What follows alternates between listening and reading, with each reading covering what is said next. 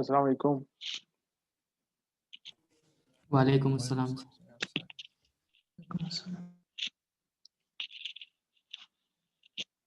Okay, so welcome to the class of microwave engineering.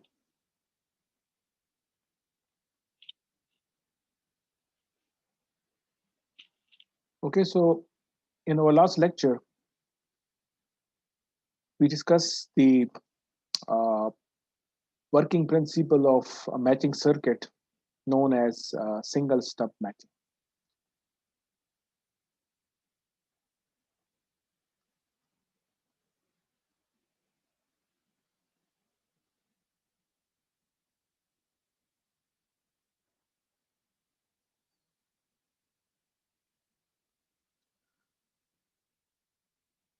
So before I proceed with the next topic, uh, do you have any question regarding single stub matching network?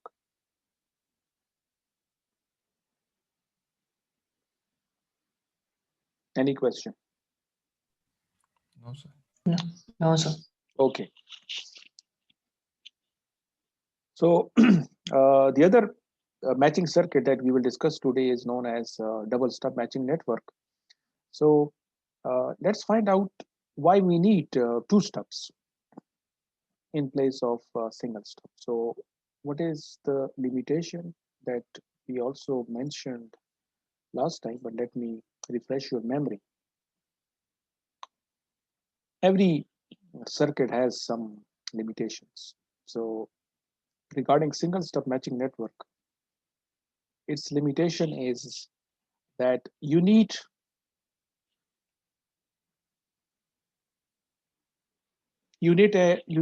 an adjustable length between load and stub whenever load is not fixed.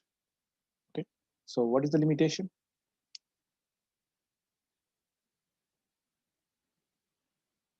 For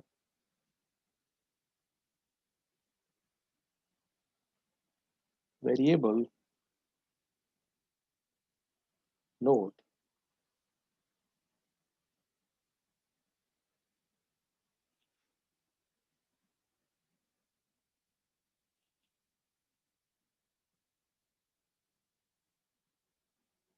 we have to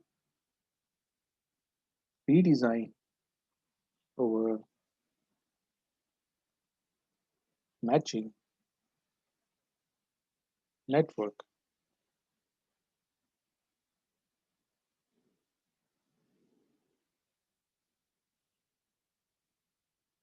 that is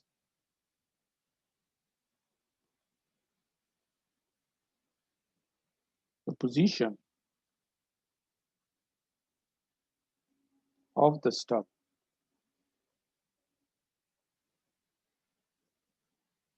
needs to be changed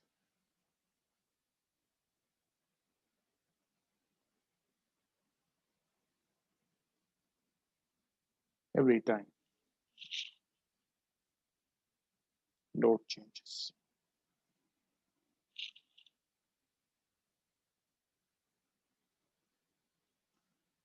So in terms of circuit or in terms of figure, it means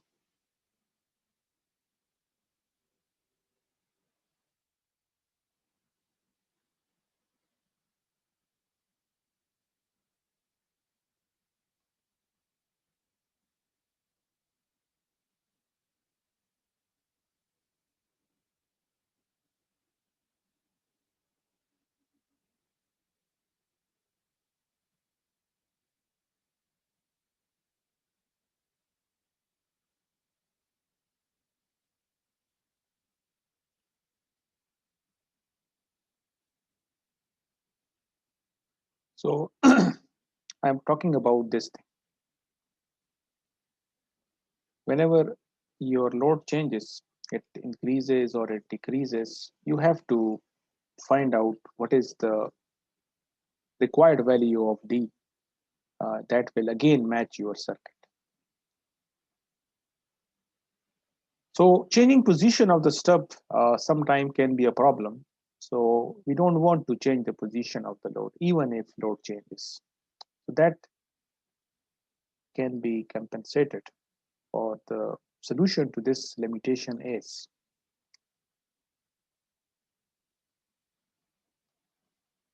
double stub matching network.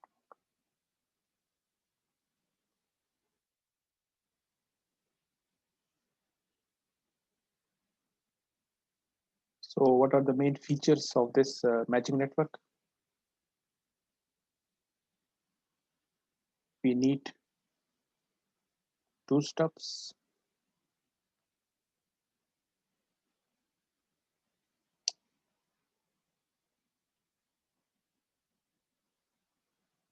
the distance, or you can call it separation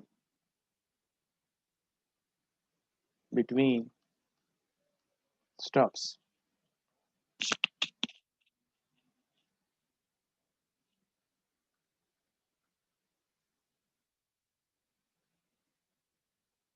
It's fixed.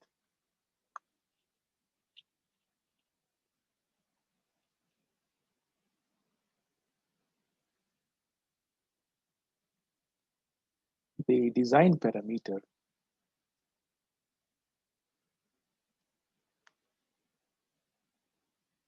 are only the required lengths of the stubs.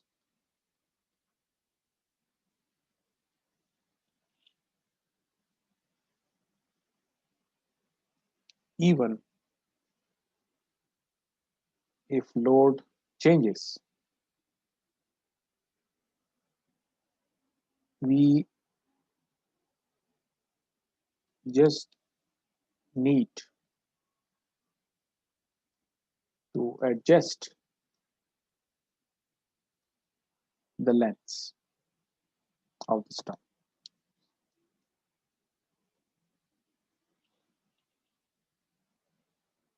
So now we don't need to change the position of the stub.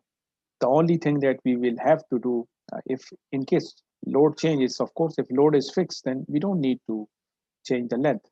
So I'm just uh, trying to emphasize the advantage of double stub as compared to single stub.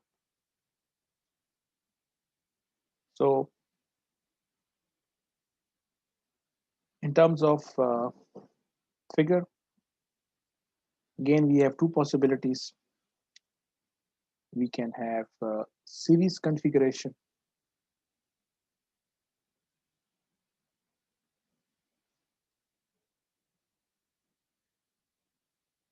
or we can have parallel configuration.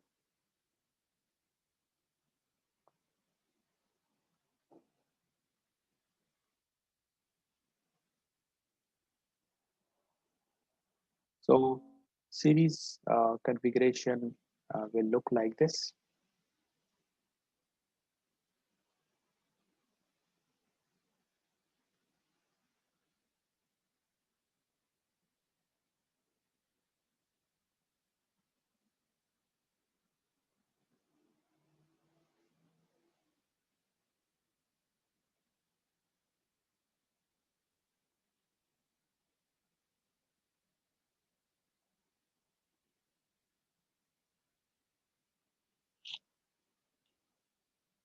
So this is, I was mentioning that this D,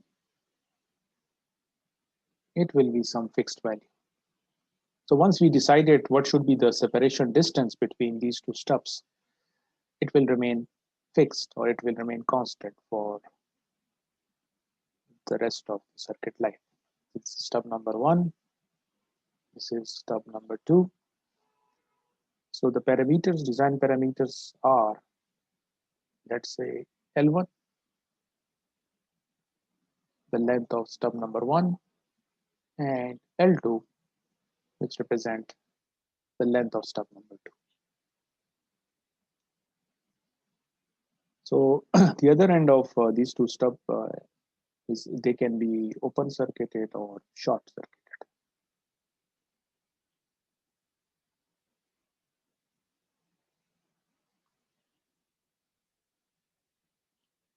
and the parallel configuration.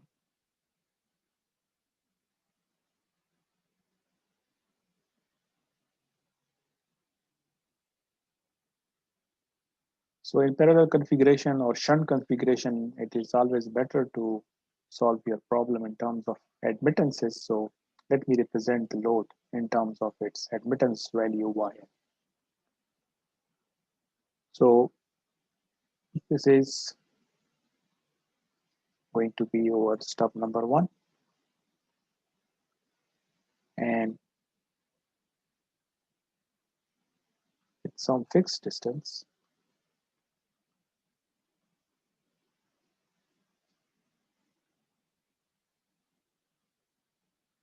You will connect to our second stub.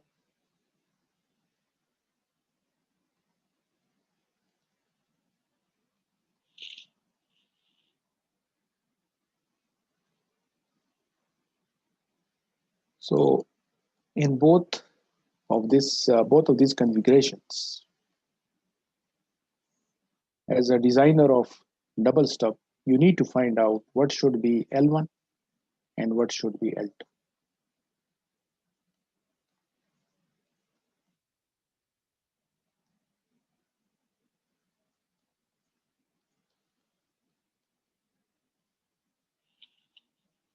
Now, I have mentioned that this D is fixed,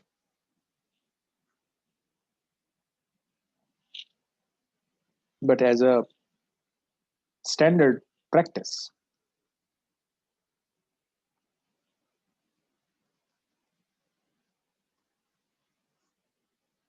this D is taken to be either lambda by 8 or it's taken to be equal to 3 lambda by 8.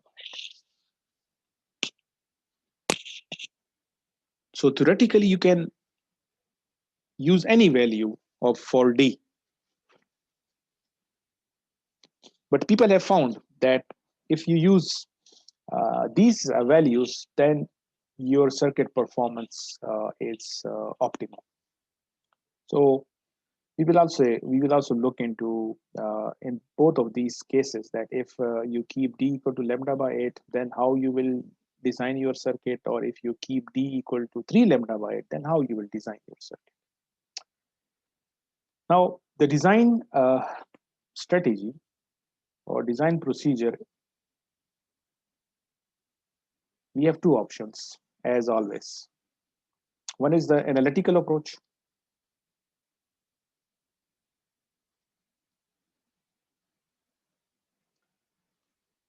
And second approach that we have been using and we have been giving preference to it is the Smith chart approach. So whenever we say analytical approach, it means you design, you derive equations, and using those equations, you will be able to find out the values of L1 and L2. Whereas when we use Smith chart method, so using Smith chart, we will solve the problem graphically. So we will graphically determine the values of L1 and L2.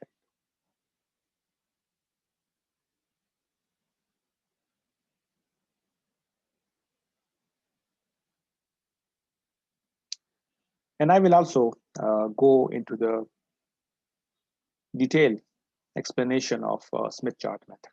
Okay, so let's focus on this method.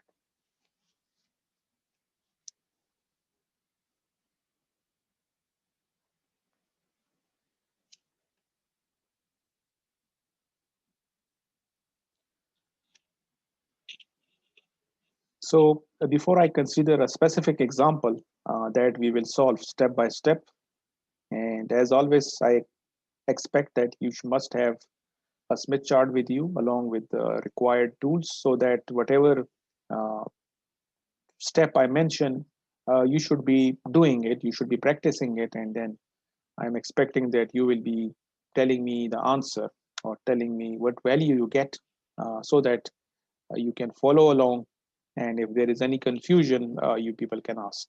Okay. So as always,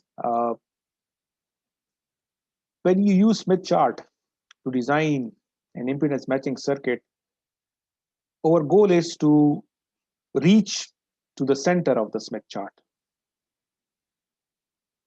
because whatever knowledge we have gained regarding Smith chart, we know that if our circuit is matched, then we must be at the center of a Smith chart. And accordingly, if our circuit is not matched, it means we should be at some point on the Smith chart away from the center of the Smith chart. So what will be the role of these two stubs? So when you use two stubs to match your circuit, stub number 1 and stub number 2, what will be the role of these two stubs so that this load, which is initially mismatched, but when you make use of these two stubs, then your circuit will be matched. And the idea is uh, when you use two stubs, so any signal which is coming from the source side, when it reaches to the location of stub number 2, it will find as if it is providing power to a matched source. So as a result, at this point, the reflection coefficient will be equal to 0. So because of the effect of stub number 1 and stub number 2, from this signal point of view, it will appear as if on its right side some kind of a match load is connected. As a result, reflection is 0. So it means all of the signal will go forward. So let's find out uh, what is the effect of stub number 1 and stub number 2. Because we have already covered single stub, so you people already know that as from circuit point of view, what is the behavior of stub. So that concept is still applicable, but because we have connected stub number 1 at this position and then at some fixed distance we have connected another stub, so we have to consider the effect of D and then finding out what is the effect of stub number 2. So before I solve any specific problem, let me look at the conceptual explanation of double uh, stub matching circuit. So let me draw a figure with respect to which I will try to explain the concept.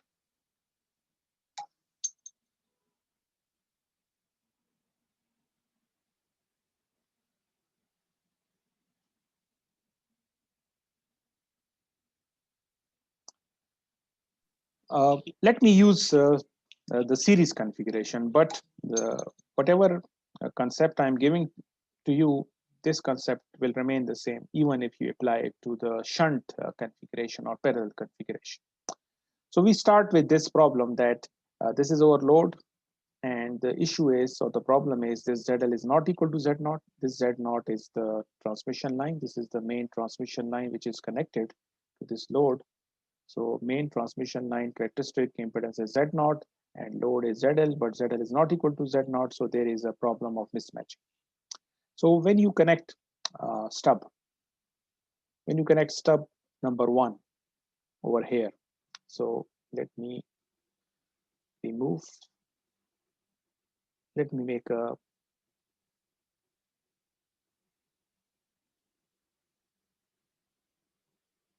so let's connect the stub at this position.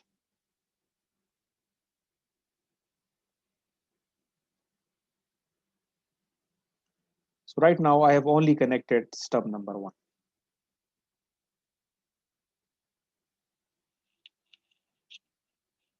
And we know, depending upon whether it is a open circuit stub or short circuit stub, we know that the effect of stub at this point will represent itself in terms of some imaginary number. Okay, so let me, we all know that if there is a stub, its length is L and characteristic impedance is Z0, and if it is open circuit, so what will be the impedance at the other end? So this impedance for open circuit stub is equal to minus j z naught potential beta, and same stub if it is short circuited.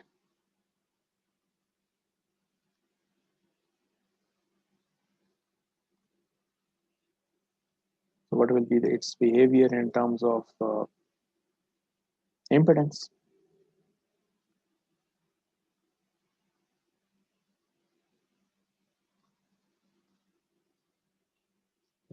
So we have already mentioned, we have already covered this thing, that this thing is purely imaginary quantity. You can clearly see that this is J. So it means this thing, Z open circuit, can be generally represented as minus plus Jx. And similarly, this short circuit stub, it can also be represented as minus plus Jx. So when you connect a stub at this point, so it means its effect will be this one or this one. And you can see there is no difference. The point is, they, whether you use open circuit stub or whether you use short circuit stub, in terms of impedance, its behavior is purely imaginary.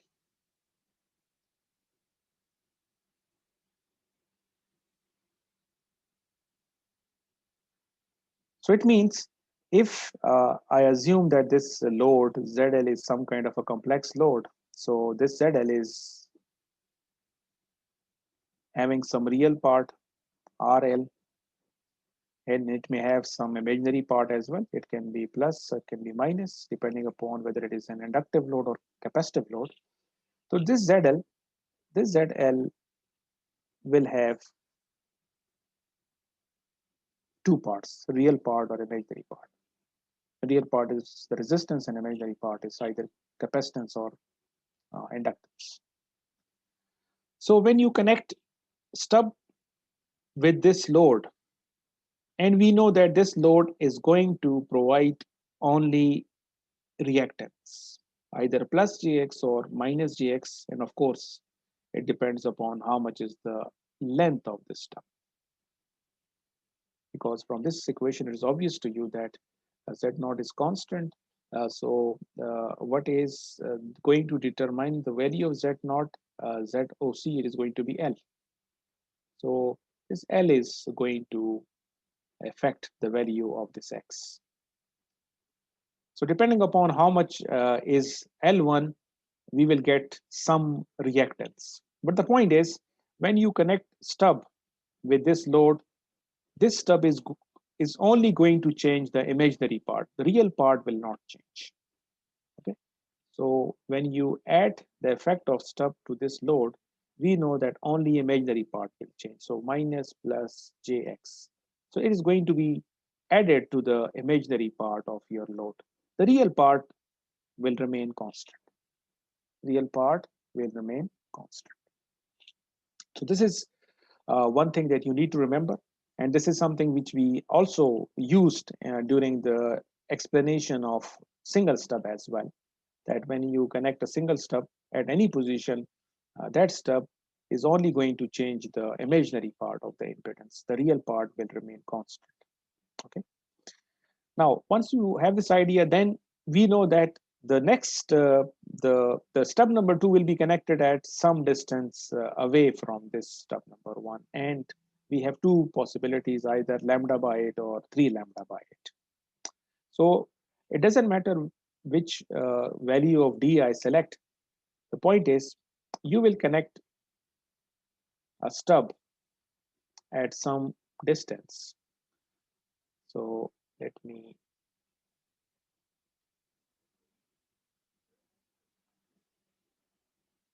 let's assume that we connect second stub at a distance of lambda by 8.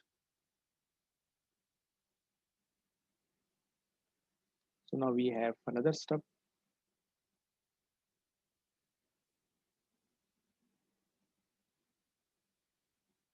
So this is our stub number 2, open circuit or short circuit. And its effect will again be if in between these 2 points, it will be providing us minus plus Jx. Okay. But the point is, what is going to be the effect of this length? You can call this as a length of transmission line between stub number 1 and stub number 2. So this lambda by 8 is basically a transmission line having a length lambda by 8. And we know when you move from stub number 1 to stub number 2, you have to travel a distance equal to lambda by 8.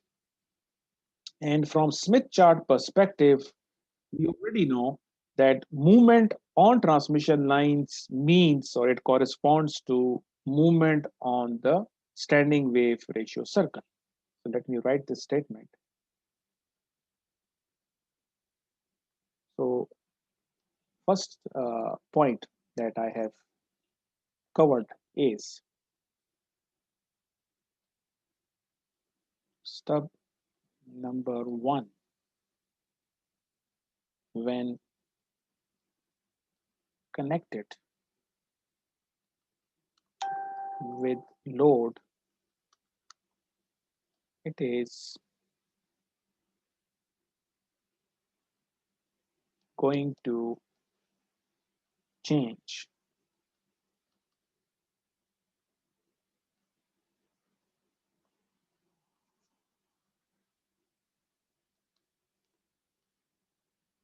is going to change imaginary, or you can call it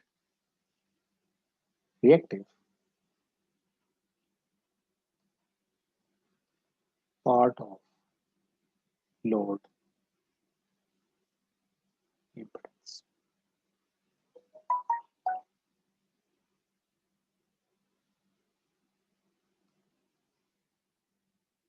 So let me write it statement. It is going to only change the imaginary or reactive part. Real part will remain same. And the second point is to reach to the location of stub number 2, we have to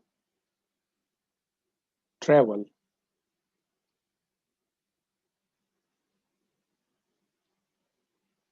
a distance of lambda by 8 or 3 lambda by 8. So I'm generalizing, I'm including both possible values. So if you have kept a distance of lambda by 8, then you have to travel a distance of lambda by 8. And if you have kept a distance of 3 lambda by 8 between the 2 stubs, then you have to travel this much distance. And the third point was, which we already know, but let me write it down, that movement along transmission line corresponds to movement along VSWR circle on Smith chart.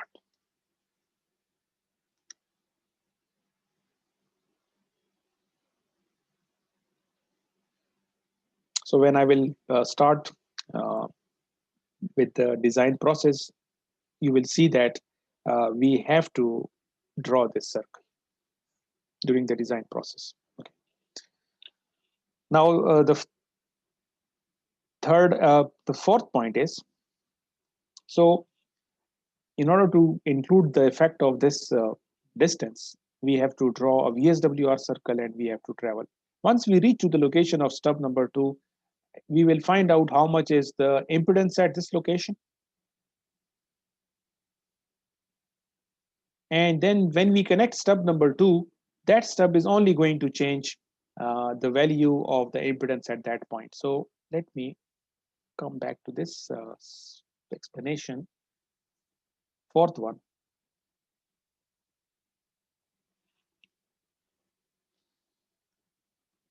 at the location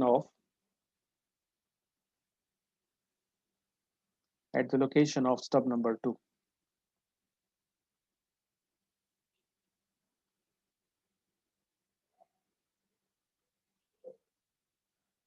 there will be some impedance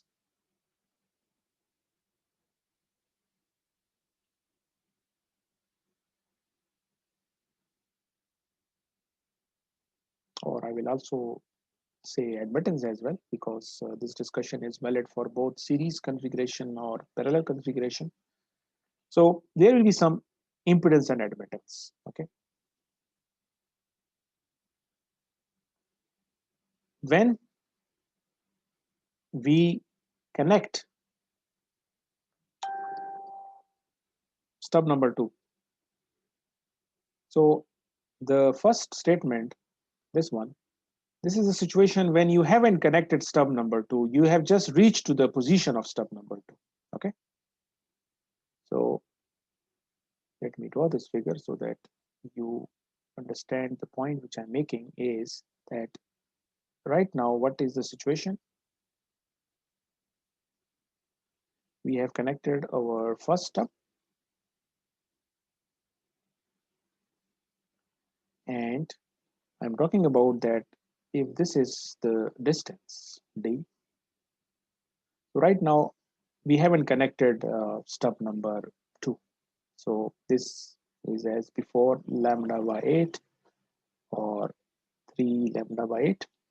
So I'm talking about this point. So at the location of stub number 2 means I'm talking about this thing. So there will be some impedance, okay? But when you connect stub number 2, so let me remove this.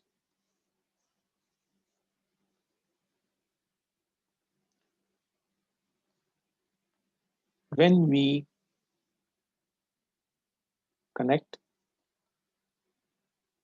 stub number 2, it is going to change only the imaginary part as before. It's going to change only the imaginary part of that impedance.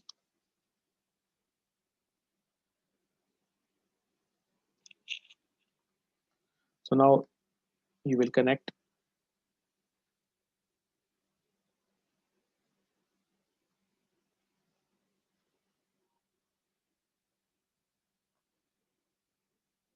stub number 2. This is stub number 1. This is stub number 2.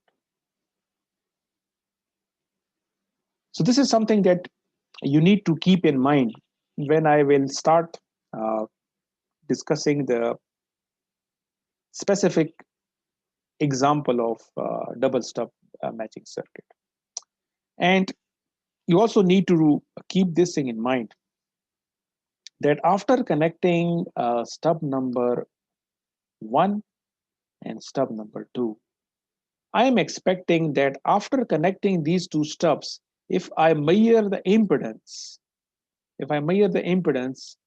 to the left of stub number 2, the impedance must be equal to Z naught, so that the signal which is coming from the left side, where we have connected the source, it will find that in front of it, Z is equal to Z naught, and because this transmission line is also Z naught, so there is a kind of a matching condition. So we will find out how this ZL, which is not equal to Z naught, we start with this situation, and after connecting stub number 1 and stub number 2, we will find out that this ZL get transformed into this form.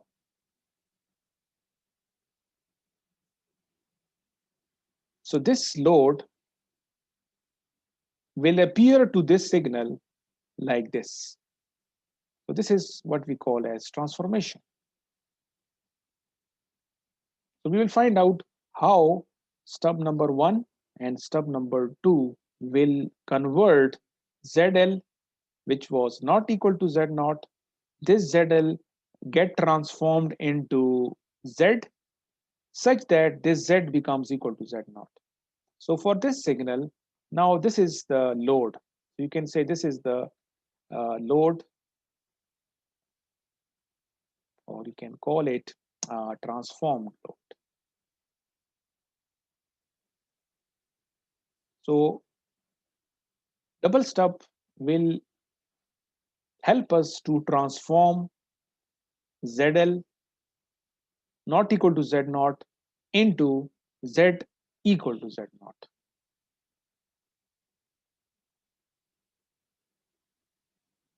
You also need to remember that when you use Smith chart, so we always work with the normalized quantities. We always work with the normalized quantities. So this Z equal to Z naught, when you normalize this, you will say that Z dash is equal to 1. So this is the normalized version of this equation.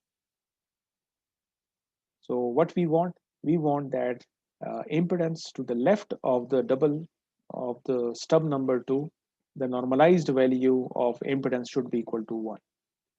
And we all know that when you have Z dash equal to 1, we know that on Smith chart, we will be exactly at the center. And this is what we want. Our goal is to arrive at the center of Smith chart. Now, with this background about the Smith chart approach, we will take a specific example and we will solve that example step by step. So any confusion will be cleared at the end of that example. Let me move to the next session.